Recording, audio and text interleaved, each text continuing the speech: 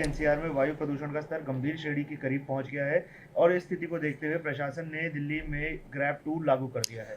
देखिए, जहाँ तक दिल्ली में प्रदूषण का सवाल है, पिछले 10 वर्षों में प्रदूषण को लेकर के दिल्ली में कोई काम नहीं हुआ, जिसके कारण से हर साल प्रदूषण की समस्या से हमें निपटना पड़ता है और अनेक प्रकार के प्रतिबंध दिल्ली के नागरिकों के हित में लगाए जाते हैं।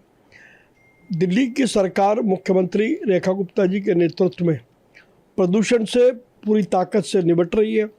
सरकार स्थान स्थान पर स्मोकिंग गन लगा रही है। इसके अलावा और अन्य सभी उपाय किए जा रहे हैं, लेकिन ग्रैप लगाने के लिए कुछ मानक तय है।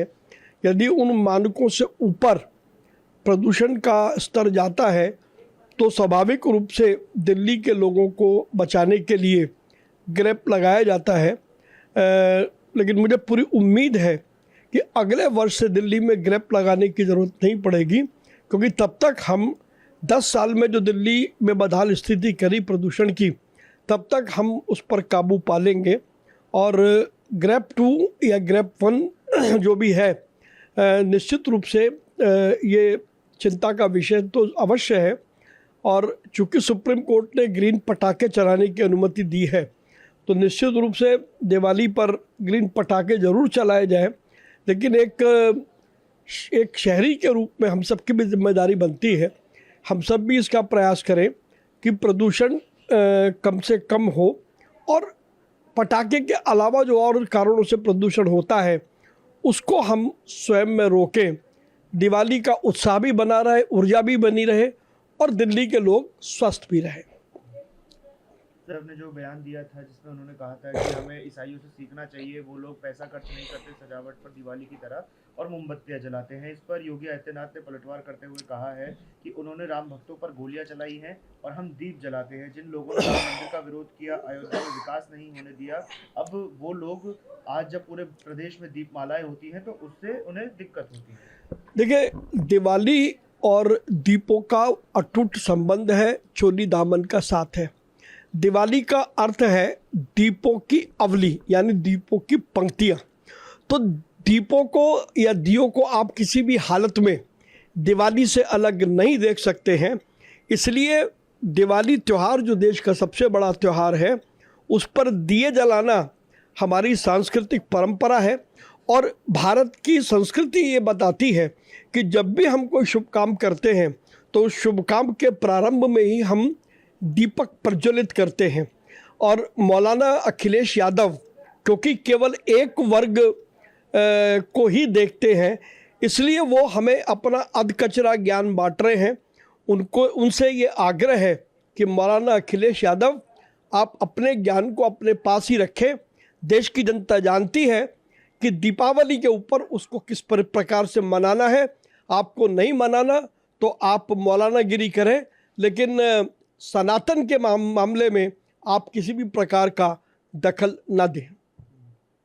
सर, विदेशी कंपनियों को खरीदने की अनुमति दी जा रही है केंद्र सरकार के द्वारा, ऐसा आरोप कांग्रेस के नेता जयराम रमेश ने लगाया है। देखिए, कांग्रेस जब 60-70 साल देश में शासन पर रही तो कांग्रेस ने क्या कुछ किया ये किसी से छिपा हुआ नहीं है। और इसी के कारण से देश आज से 11 साल पहले बेहद बदहाल स्थिति में पहुंच गया था। प्रधानमंत्री नरेंद्र मोदी जी के नेतृत्व में आज भारत प्रगति की ओर अग्रसर है। पूरे विश्व में भारत एक आर्थिक महाशक्ति बनकर के उभरा है और स्वदेशी का बोलबाला चारों तरफ हो रहा है, न केवल भारत में बल्कि विदेश में भी। तो ऐसे में जयराम रमेश जैसे लोगों की कुंठा, क्योंकि वो इस बात को देख नहीं सकते कि जो काम उन्होंने 70 साल में नहीं किया, वो काम प्रधानमंत्री 11 सालों में किया है, तो इस नाते से उनकी कुंठा को मैं समझ सकता हूं। लेकिन वो इस तरीके की नेगेटिव राजनीति ना करें, क्योंकि इसी के कारण से कांग्रेस बद से बदतर हालत में पहुंच गई है। सर, राज ठाकरे में हेरफेर का आरोप लगाया है। महाराष्ट्र नवनिर्माण सेना के प्रमुख राज ठाकरे ने कहा है कि स्थानीय निकाय चुनावों से पहले 9.6 मिलियन फर्जी मतदाता सूची में जोड़े गए हैं।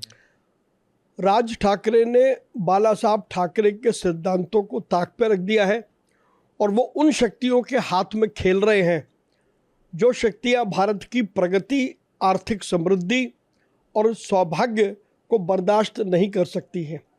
चुनाव आयोग जब भी इस प्रकार के कदम उठाता है तो वो उसके अधिकार क्षेत्र में है, और अवैध रूप से या फर्जी वोटर जिन लोगों की राजनीति का हिस्सा थे उनका बिलबिलाना स्वाभाविक है, क्योंकि उनका फर्जी वोटर निकाला जाएगा मतदाता सूची से, और मतदाता सूची निश्चित रूप से निष्पक्ष रूप से बनेगी, और जो व्यक्ति को वोट देने का अधिकार है वो व्यक्ति वोट से वंचित नहीं रहेगा।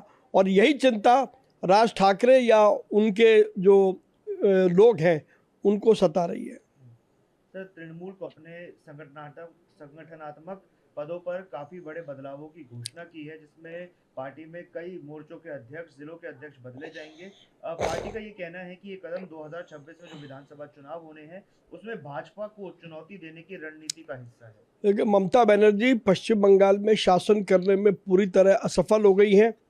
कानून नाम की कोई चीज़ पश्चिम बंगाल में बची नहीं है, और अब पश्चिम बंगाल में ममता बनर्जी अपनी पार्टी का कुछ भी ढांचा बदल ले, लेकिन जो पाप उन्होंने पश्चिम बंगाल की जनता के साथ किया है, जनता आने वाले समय में उसका भरपूर जवाब पश्चिम बंगाल की मुख्यमंत्री ममता बनर्जी को देने वाली है।